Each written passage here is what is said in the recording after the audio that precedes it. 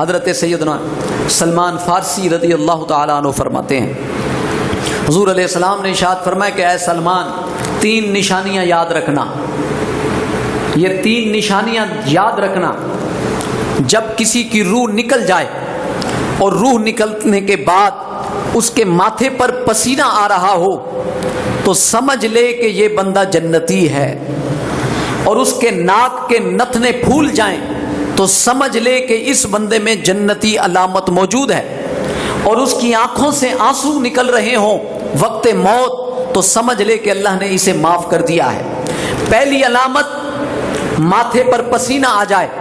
دوسری علامت آنکھوں سے آنسو جاری ہو جائیں، تیسری علامت ناک کے نتنے پھول جائیں۔ اگر فرمایا اے سلمان یہ 3 علامتیں تجھے نظر آ جائیں، سمجھ لینا کہ بندے پر اللہ کی رحمت ہو چکی ہے۔ اس کے مقابلے میں اگر تو کسی کو دیکھے کہ اس کی جب جان نکل رہی ہے اس کے اندر سے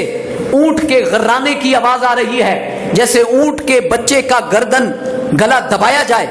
اس کے اندر سے خر خر کی آواز پیدا ہوتی ہے، فرمایا اگر ایسی آواز کسی کی نکل رہی ہے تو پھر سمجھ لے کہ بندہ بدبخت ہو چکا ہے، اللہ کا عذاب اس کا منتظر ہے، منہ سے جھاگ نکلے سمجھ لے کہ اللہ کا عذاب اس کا استقبال کرنے کے لیے بالکل تیار کھڑا ہوا ہے۔ اگر یہ علامتیں تجھے اس بندے میں نظر آ جائیں کہ منہ سے جھاگ بھی نکل رہا ہے اور اونٹ کی طرح غرا رہا ہے اور چہرے کا رنگ پیلا پڑ چکا ہے، یہ 3 علامتیں ایسے بندے کی ہیں جس کا خاتمہ ایمان پر مشکل سے ہوا